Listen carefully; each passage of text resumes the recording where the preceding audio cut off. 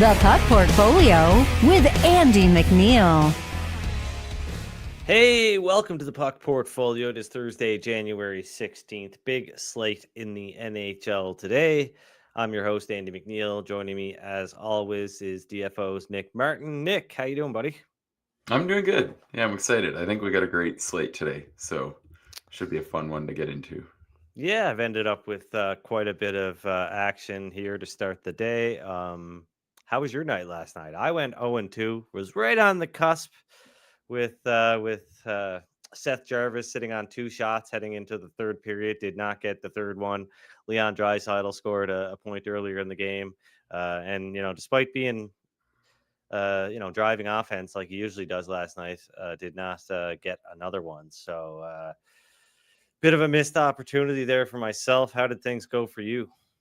I just lost a half unit on the Wild. I was getting on the ice right when I saw the Oil had made it 2-1, and I was like, oh, here we go. And then I got off, and it was 5-3. So I passed on betting the over in that Sabres game, unfortunately, as well. So not a great one, but what can you do?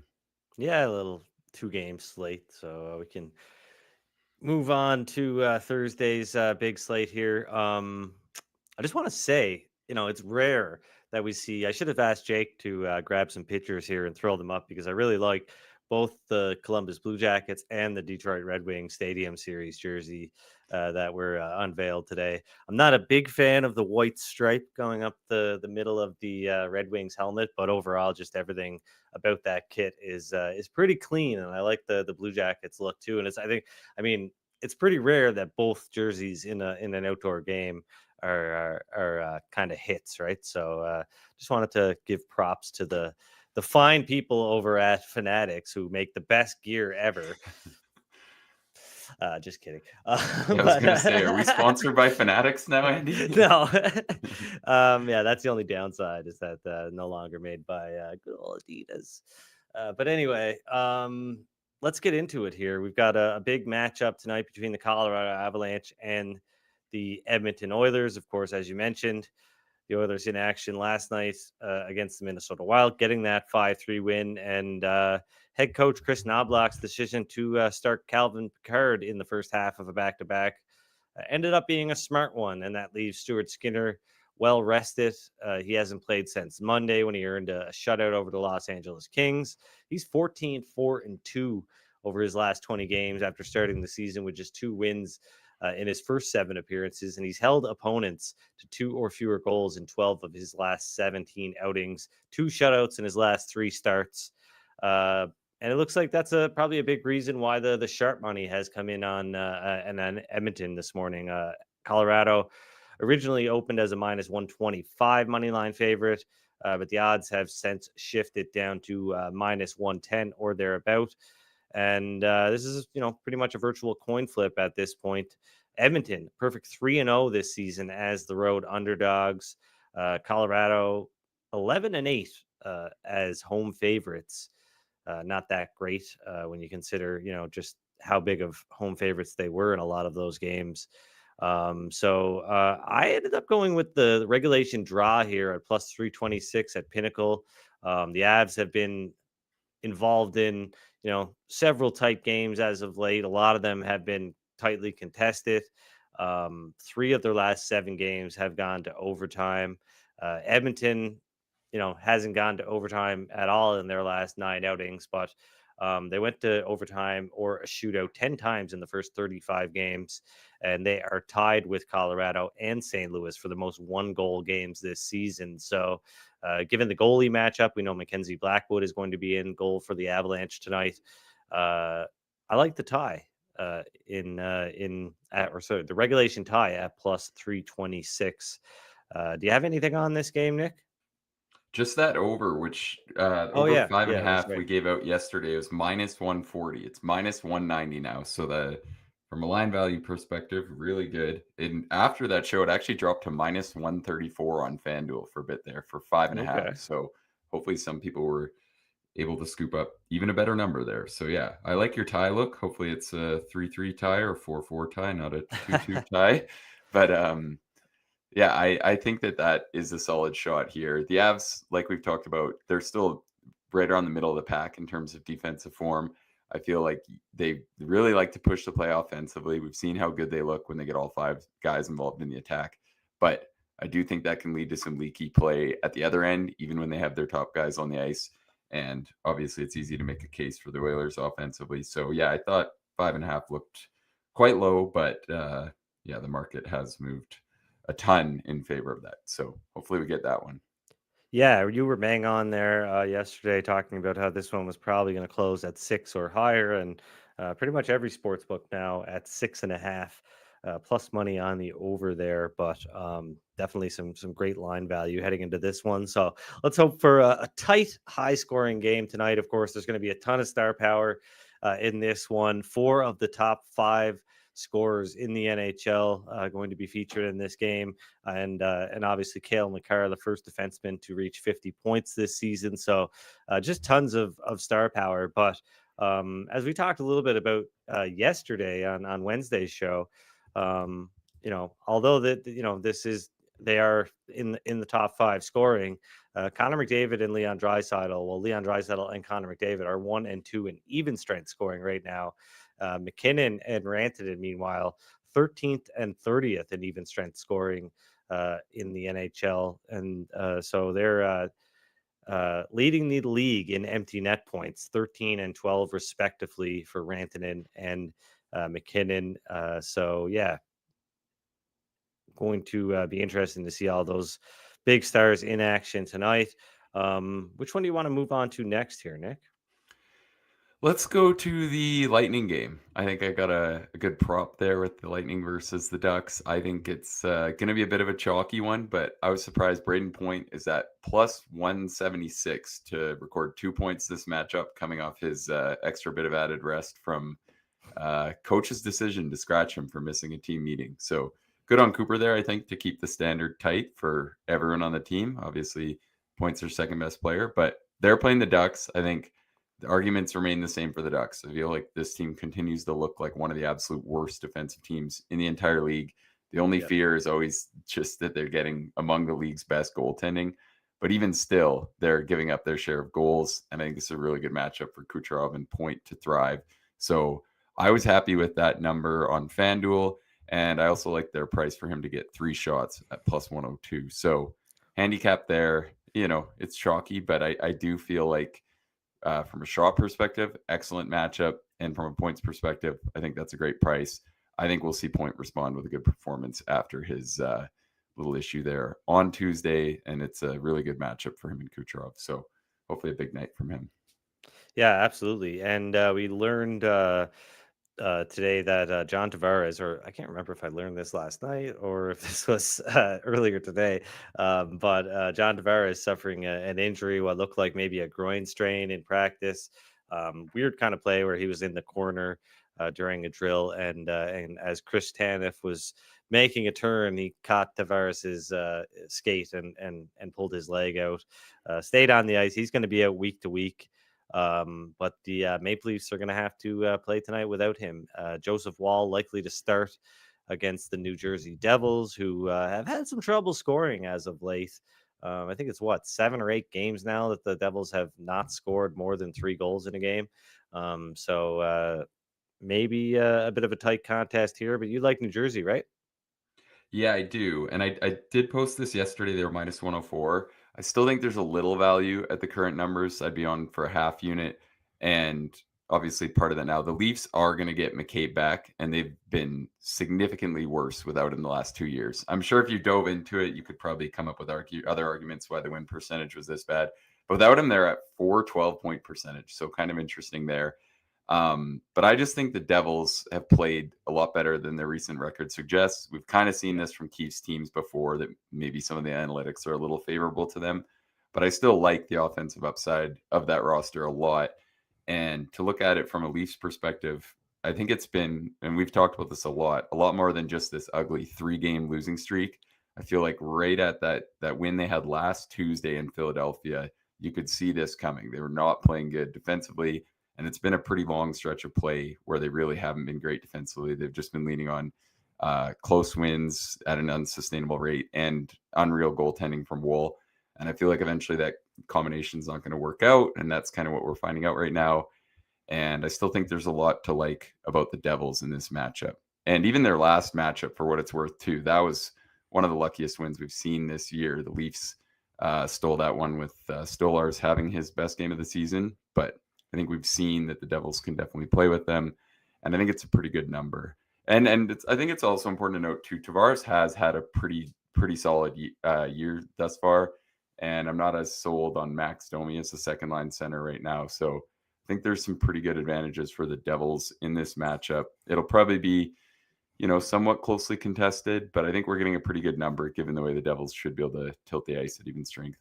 Yeah, speaking of the Devils, did you see the comments made by 2022 second overall pick Simon Nemec earlier today? Or I guess it wasn't, the comments weren't made earlier today, but they were out on Twitter being translated from a newspaper overseas. He's not too happy. It doesn't sound like the relationship is great right now between Nemec and the Devils. He's only played 9 games throughout the 2024-25 season, down with the Utica Comets for 23 games this season. Has 5 goals, 11 assists, 16 points with Utica this season. Just 1 point in the 9 NHL games he played, but he's floating the idea of requesting a trade, which you don't hear too much from a number 2 overall pick this early on in his tenure with the team. I think the other part of the problem is you don't usually hear too much about an AHL organization being poorly run, but I have heard that Utica is a bit of a train wreck this year. I know they're in last. Oh, really? In their division, so that might be part of it too.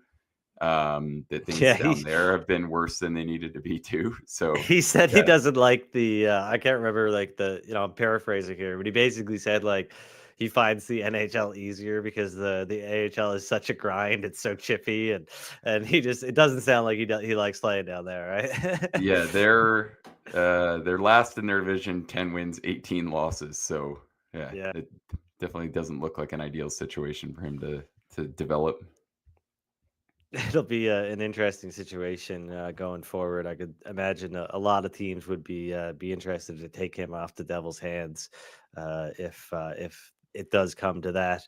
I think it could. I think that could be a realistic deadline deal for sure, because they're definitely looking for depth scoring in New Jersey. So I don't think it would be all that surprising. Their defense core looks pretty deep right now. So maybe he will be on the move.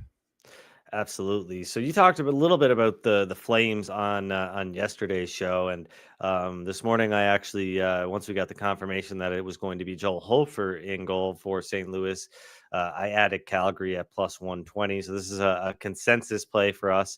And now that it looks like Dustin Wolf is going to start in this one, he's likely right now. I added another half unit to make this a 1 unit play at plus 120 on the Calgary Flames. So, a bit of a plus here now that's going to be Hofer instead of Binnington. Binnington has been, a lot better this season. He's been average anyway, whereas Hofer has allowed roughly 5 goals below expected this season, which ranks as the 18th worst goaltender in the NHL through the lens of that metric. So a bit of a plus there for us on the Flames tonight. Any other thoughts on that game? No, not really. I think on the Wolf thing, I'm pretty confident that he's going to start without being confirmed. I think we'll have some pretty pissed off Flames fans if he doesn't, which, I mean, they have had some surprising Vidar starts this year, but it seems like right now they're kind of aware where they're at in the playoffs and how much better Wolf has been. So wouldn't hate just locking that in just in case it does move a little more, but roughly right where we gave it out. Okay, thanks. He has been confirmed. Another matchup though, we've got some confirmed goaltenders here, Montreal and Dallas. Jacob Dobbs, Jake Ottinger going to start. Looks like Rupe Hintz could possibly be out for this one. Mason Marchment already out for the Stars. And you talked about liking Montreal yesterday. I locked the Canadians in at 2-1 this morning, but there's been a big change here. That price is not really available. Might be still available at one sports book. But Sports Interaction, who was at 2-1 just about a half an hour ago or more, is down to plus 170. Bet365 down to plus 180. Pinnacle, though, still at plus 192. Betway still at plus 185. So there are some plus EV prices out there, but I like the Canadians a lot more at 2-1. I think plus 180, plus 175 is a pretty fair price, all things considered here. But with the Rupe Hintz news and, of course, him getting injured on Tuesday against the Maple Leafs, unable to finish that game, and now this line move. How do you feel about the Canadians now? Yeah, I mean, Pinnacle's still plus 192, so I think if Hintz is out, that's a pretty great proposition. He's definitely a legitimate needle mover, I'd say. So I think at that point, you'd still have a play. Plus 180, maybe starting to get to be a little bit of an over adjustment, but I'm happy with this bet. We've talked about how the Canadians aren't just beating really good teams, they've beaten them looking quite convincing. And especially when you look at how many good teams they played over their last 10 games, and they're above 50% pretty much every metric you can look at. So, maybe somewhat of a high watermark when you kind of consider, I guess, what the roster's been the last few years, but they clearly have been playing a lot better, and this is a really long number. So I think it's a good spot. And we talked about Dallas. I kind of thought they might disappoint in that Leafs game. They definitely proved me wrong there with a good performance. But I do think a lot of their recent resurgence has come down to the teams they've been playing to some extent. Obviously, they're one of the league's best teams, but they're without a lot of key guys. And we have seen earlier on this year a couple more flaws than maybe we expected. I still think that right side defensively is a bit of a weakness. So I don't hate the spot of fading the Stars here, even though they're 9-1-1 in their last 10. I think that it's kind of a good time to try to sell them at a really long number. Yeah, Montreal over the last month, they ranked 12th in even strength expected goals percentage, almost 53%. They are up among the top 5 teams, ranking 4th in shots for and against.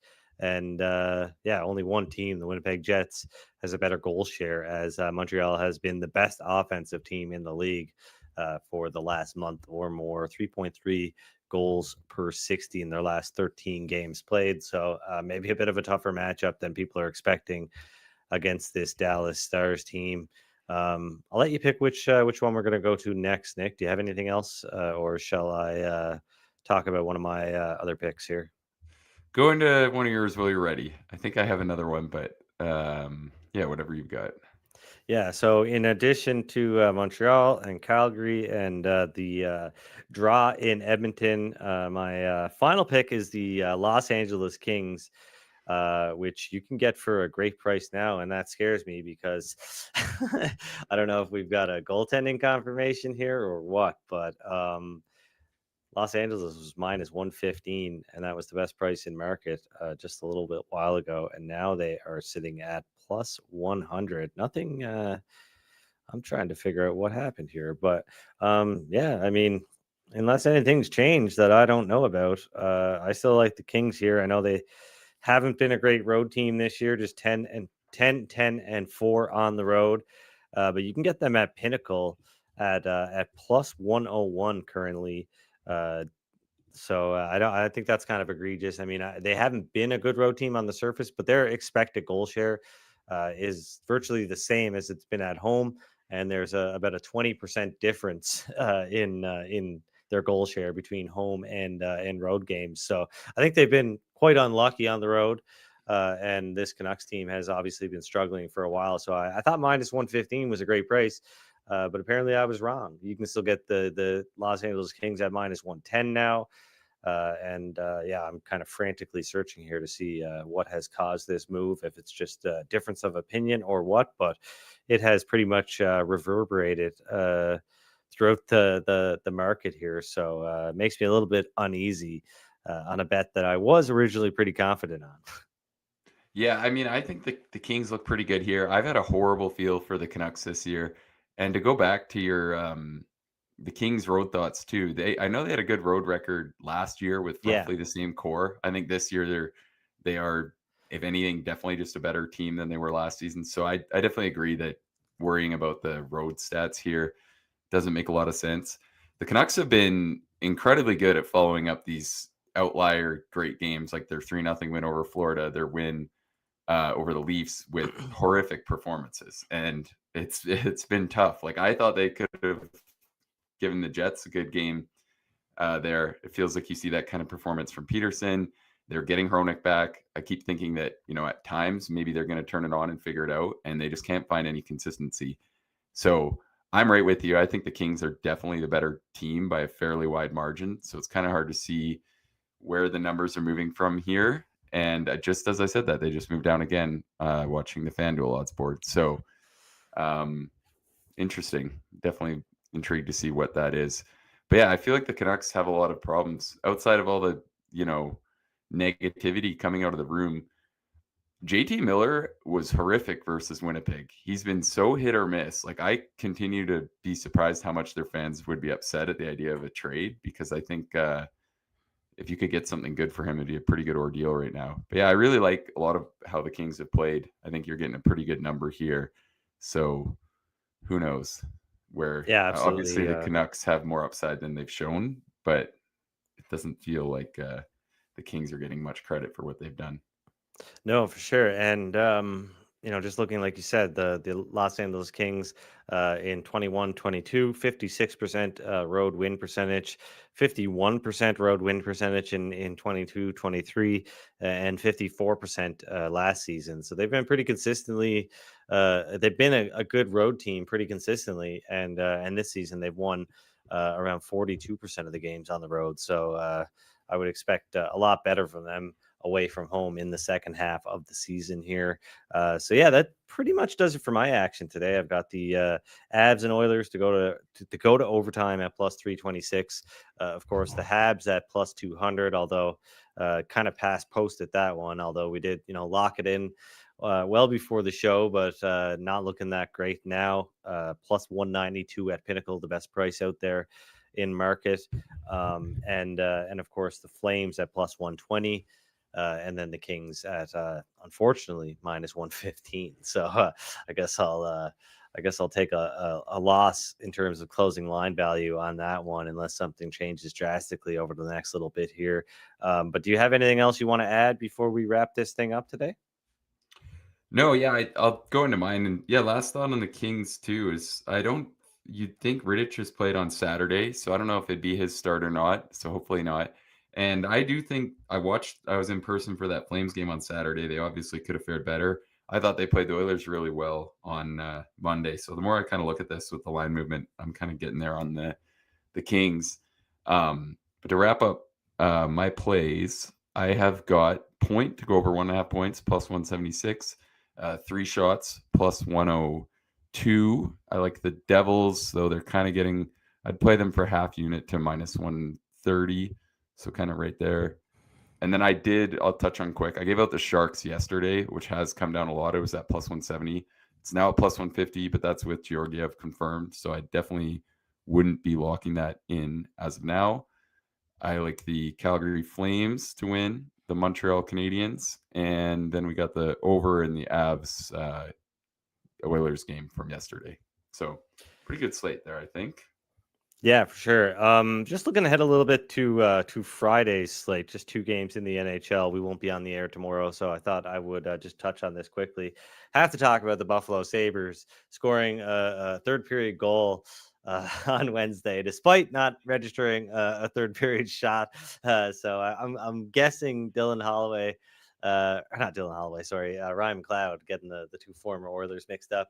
Ryan McLeod is probably going to go down in history as the only player to score a hat trick goal without registering a shot in the third period, in which his team did not register a shot. Pretty incredible stuff there.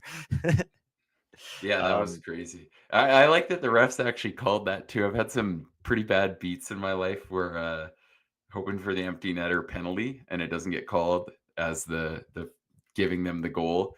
Yeah. So anyways, conversation for another day, but I think that is the correct call and would have been critical for me if I had bet that over. But Yeah, the broadcast had no idea how to handle that one either. They're like, "Is this going to be a penalty shot?" It's like, no, that's a yeah, goal.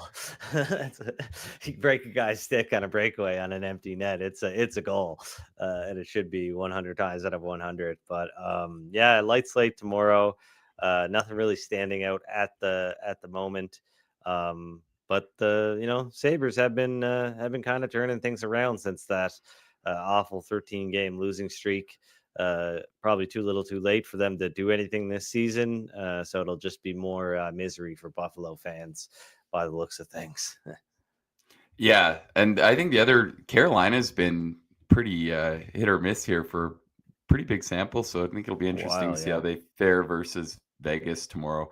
I'm kind of interested in the over in that one again, set at 5.5, and I just think right now, like really just over this entire season, Carolina's not looked quite the same as they had typically without having the over under stats in front of me. They've been the first half they're way better offensively, but over the entire season they've dropped to about an upper third team in terms of defensive play. Really, their goaltending hasn't even been as awful, I think, as it's kind of getting commented on. I think their defensive play has fallen off a lot from where it was. So, yeah, first thoughts that 5.5 looks pretty low to me. Yeah, the Canes currently ranked 12th in expected goals against. Over the last month, they ranked 12th in expected goals against per 60 minutes. Still up there, in the top 10 in terms of expected goals for. But their offense has certainly fallen off from where it was earlier this season. Just 2.68 goals for per 60 minutes over the last month, which stretches about 15 games. So, like you said, a pretty big sample here. And yeah, their goaltending has not been that bad by any means. They rank 11th in goals against per 60 minutes in all situations. So, got to get things going offensively. But until next time, that pretty much does it for today's episode of the Puck Portfolio. Thanks for joining us this week. We will be back on Tuesday at 1 p.m. Eastern Time right here on the DFO Fantasy and Betting YouTube channel, live on X on the Daily Faceoff account. And yeah, thanks for tuning in. Thanks for 3 great shows, Nick, and hope you win some bets this weekend, as I hope I do too. I think tonight's looking good. Got a lot of line value, so we'll see. Maybe that's the kiss of death, but I like what I've got. For sure. All right, enjoy the games, everybody, and gamble responsibly.